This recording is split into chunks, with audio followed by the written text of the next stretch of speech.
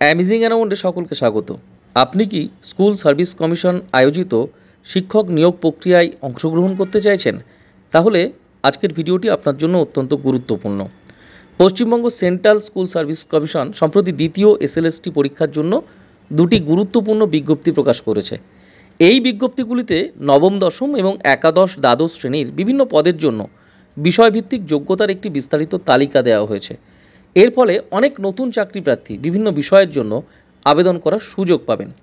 অর্থাৎ এই নতুন তালিকা প্রকাশের মূল উদ্দেশ্য হলো কোন কোন বিষয়ে স্নাতকোত্তর বা স্নাতকের ডিগ্রি থাকলে আপনি নির্দিষ্ট বিষয়ের জন্য আবেদন করতে পারবেন তা স্পষ্ট করা। একাদশ, দ্বাদশ শ্রেণীর জন্য যে সমস্ত সমতুল্য বিষয়গুলি রয়েছে, যে সমস্ত বিষয়ের আপনি আবেদন করতে পারবেন, সেই সমতুল্য ডিগ্রিগুলি যদি আপনার থাকে, যেমন অ্যাকাউন্টেন্সি, সেক্ষেত্রে আপনার এমকম অথবা বিকম, এরপরে এমবিএ ফাইন্যান্স ডিগ্রি থাকলে আপনি অ্যাকাউন্টেন্সি বিষয়ের জন্য একাদশ, দ্বাদশ শ্রেণীর শিক্ষক নিয়োগ প্রক্রিয়ায় আবেদন করতে পারবেন। Agronomy, MSc in agriculture with agronomy, এই ডিগ্রি থাকলে আপনি অ্যাগ্রোনমিতে অ্যাপ্লাই করতে পারবেন। বাংলা বিষয়ের জন্য বাংলা সাবজেক্ট তো রয়েছে, যারা বাংলা অনার্স, বাংলায় যারা পোস্ট গ্র্যাজুয়েশন করেছেন তারা তো আবেদন করতে পারছেনই, সেই সঙ্গে সঙ্গে যারা ফোকলোরের ডিগ্রি অর্জন করেছেন স্নাতকোত্তরে, তুলনামূলক ভারতীয় ভাষা ও সাহিত্য বিষয়ে স্নাতকোত্তর ডিগ্রি যাদের রয়েছে তারা বাংলা ভাষায় একাদশ, দ্বাদশ শ্রেণীর শিক্ষক নিয়োগ প্রক্রিয়ায় আবেদন করতে পারবেন। বায়োলজিক্যাল সায়েন্সে botany, zoology, physiology, microbiology, biotechnology, sericulture, molecular biology, genetics, ecology, botany honours সহ agriculture, botany, plant physiology, genetics and plant breeding, horticulture এবং এনভায়রনমেন্টাল সায়েন্সে বোটানি, জুলজি, ফিজিওলজি অনার্স সহ এই সমস্ত বিষয়ে স্নাতকোত্তর ডিগ্রি থাকলে আপনি কিন্তু একাদশ, দ্বাদশ শ্রেণীর যে শিক্ষক নিয়োগ প্রক্রিয়া সেক্ষেত্রে বায়োলজিক্যাল সায়েন্সের বিষয়ে আবেদন করতে পারবেন। কেমিস্ট্রি সাবজেক্টে যদি আপনি আবেদন করতে চান তাহলে কেমিস্ট্রি অনার্স বা কেমিস্ট্রি স্নাতকোত্তর ডিগ্রি তো থাকছেই, সেই সঙ্গে সঙ্গে সমতুল্য যে degree biochemistry, BTech, MTech in plastic and rubber technology, chemistry honours সহ পলিমার সায়েন্স ও technology, technology, chemical engineering, chemistry honours সহ এই সমস্ত সমতুল্য ডিগ্রি থাকলে আপনি কেমিস্ট্রি সাবজেক্টের জন্য অ্যাপ্লাই করতে পারবেন। কম্পিউটার অ্যাপ্লিকেশনের জন্য এমসিএ, বিই বা বিটেক যে কোনো বিভাগে এবং কম্পিউটার্সে পোস্ট গ্র্যাজুয়েট ডিপ্লোমা থাকলে আপনি কম্পিউটার অ্যাপ্লিকেশনে আবেদন করতে পারবেন। কম্পিউটার সায়েন্সে যদি আপনি আবেদন করতে চান তাহলে MSc in computer technology, MTech in information technology, MSc in information technology, applied computer সায়েন্সে post graduate, computer science honours সহ এমসিএ, এই সমস্ত ডিগ্রি যদি আপনার থেকে থাকে, অর্জন করে থাকেন, তাহলে অবশ্যই আপনি কম্পিউটার সায়েন্সে সাবজেক্টে অ্যাপ্লাই করতে পারবেন। আপনি যদি মনে করেন কমার্সে অ্যাপ্লাই করবেন তো সেক্ষেত্রে বিকম অনার্স, এরপরে এমবিএ ফাইন্যান্স যদি থাকে আপনি কমার্সে অ্যাপ্লাই করতে পারবেন। এডুকেশনে যদি আপনি চান যে অ্যাপ্লাই করবেন সেক্ষেত্রে আপনার যদি এমএড ডিগ্রি থাকে, এডুকেশনে অনার্স, এডুকেশনে পোস্ট গ্র্যাজুয়েশন থাকলে পারছেনই আপনি অ্যাপ্লাই করতে, সেই সঙ্গে যদি সমতুল্য একটি ডিগ্রি হিসাবে দেখা হচ্ছে এমএড ডিগ্রিকে, আপনি এমএড ডিগ্রি অর্জন করে থাকলে এডুকেশনে আপনি অ্যাপ্লাই করতে পারবেন একাদশ, দ্বাদশ শ্রেণীর শিক্ষক নিয়োগ প্রক্রিয়ায়। এনভায়রনমেন্টাল স্টাডিজ, এনভায়রনমেন্টাল সায়েন্সে যদি আপনার ডিগ্রি থাকে তাহলে আপনি এনভায়রনমেন্টাল স্টাডিজে অ্যাপ্লাই করতে পারবেন।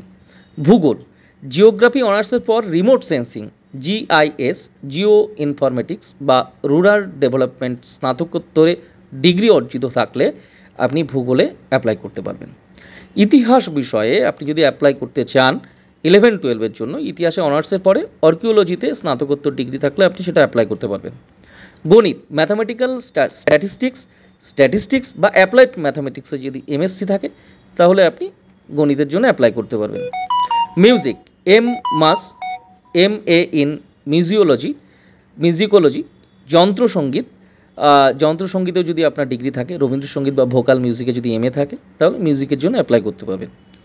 নিউট্রিশন সাবজেক্টের জন্য আপনার যদি নিউট্রিশনে ডিগ্রি থাকে সেটা তো আপনি অ্যাপ্লাই করতে পারবেনই, সেই সঙ্গে সমতুল্য ডিগ্রি হিসাবে MSc in dietetics and community nutrition and management, BSc, এরপরে MSc in food processing and nutrition science, এই সমস্ত ডিগ্রি থাকলে আপনি পারবেন। ফিজিক্যাল এডুকেশন, এমপিএড, ফিজিক্যাল এডুকেশনে যদি আপনার এমপিএড করা থাকে তাহলে ফিজিক্যাল এডুকেশনে আপনি অ্যাপ্লাই করতে পারবেন। ফিজিক্যাল এডুকেশনের ডিগ্রি তো থাকছেই, সেই সঙ্গে এমপিএড যদি থাকে আপনার।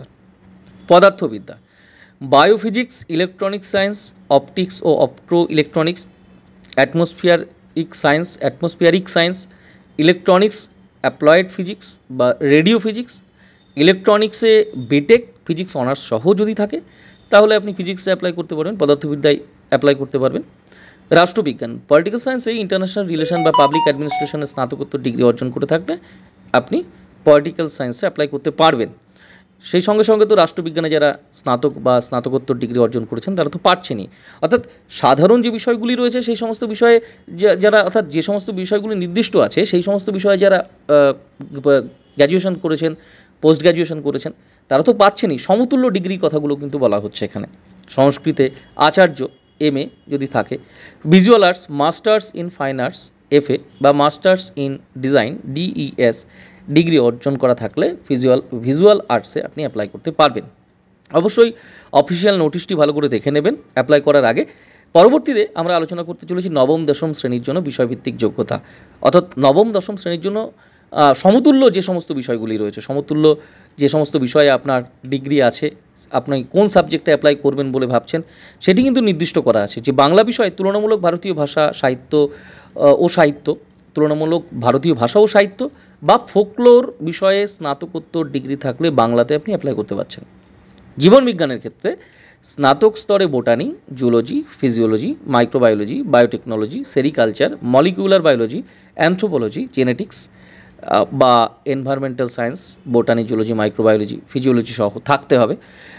এই সমস্ত সমতুল্য ডিগ্রিগুলি থাকলে আপনি কিন্তু জীবন বিজ্ঞান অর্থাৎ লাইফ সায়েন্সে অ্যাপ্লাই করতে পারছেন। স্নাতকোত্তর স্তরেও এই বিষয়গুলি গ্রহণযোগ্য। ভূগোলের ক্ষেত্রে জিওগ্রাফি অনার্সের পরে রিমোট সেন্সিং ও GIS জিও ইনফরমেটিক্স বা রুরাল ডেভেলপমেন্টের স্নাতকোত্তর থাকলে, ইতিহাস সাবজেক্টের ক্ষেত্রে বলছি, ইতিহাস অনার্সের পরে আর্কিওলজিতে স্নাতকোত্তর থাকলে, গণিত বিষয়ের ম্যাথামেটিক্যাল স্ট্যাটিস্টিক্স বা অ্যাপ্লাইড ম্যাথামেটিক্সে MSc থাকলে, ভৌতবিজ্ঞানের ক্ষেত্রে স্নাতক স্তরে কেমিস্ট্রি, ফিজিক্স, ইলেকট্রনিক্স বা বায়োকেমিস্ট্রি, এনভায়রনমেন্টাল সায়েন্স, যদি কেমিস্ট্রি, ফিজিক্স, ম্যাথামেটিক্স সহ পড়ে থাকেন এনভায়রনমেন্টাল সায়েন্স, তাহলে অবশ্যই কিন্তু অ্যাপ্লাই করতে পারবেন। অবশ্যই অফিসিয়াল নোটিফিকেশনটি ভালো করে দেখে নেবেন আবেদন করবার আগে। তবে এই নতুন তালিকা SLST চাকরি প্রার্থীদের জন্য একটু গুরুত্বপূর্ণ নির্দেশিকা বলা যায়। আবেদনের আগে নিজের যোগ্যতা ভালোভাবে মিলিয়ে নেওয়ার পরামর্শও দিচ্ছি। অবশ্যই মিলিয়ে নেবেন, খুব ভালো করে দেখে নেবেন এবং যে নোটিফিকেশানটি আছে সেই নোটিফিকেশানটি খুব সুন্দর করে দেখে নেবেন, বুঝে নেবেন, তারপরেই আবেদন করবেন। তো এর ফলে যেটি হলো যে নির্দিষ্ট বিষয়ে আপনার স্নাতক বা স্নাতকোত্তর ডিগ্রি আছে সেগুলি SSCতে যেগুলি লিস্টেড আছে, অর্থাৎ যে সাবজেক্টগুলি SSCতে আছে এবং সেই বিষয়ে যদি আপনার স্নাতক বা স্নাতকোত্তর ডিগ্রি থাকে তাহলে তো আপনি আবেদন করতে পারছেনই। সেই সঙ্গে সমতুল্য যে বিষয়গুলি আছে সেই বিষয়গুলি থাকলে, সেই বিষয়গুলিতে আপনার ডিগ্রি অর্জন করা থাকলে অবশ্যই কিন্তু আপনি আবেদন করতে পারছেন। এটি একটি বড় খবর বলা যায়। SLST বিষয়ভিত্তিক যোগ্যতার একটা বদল এসছে, সুযোগ বাড়লো হাজার হাজার চাকরি প্রার্থীর, অনেকেই আবেদন করতে পারবেন।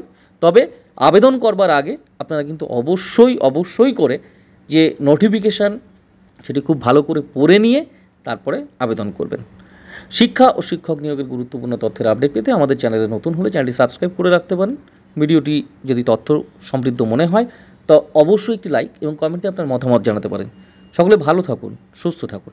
ধন্যবাদ সকলকে।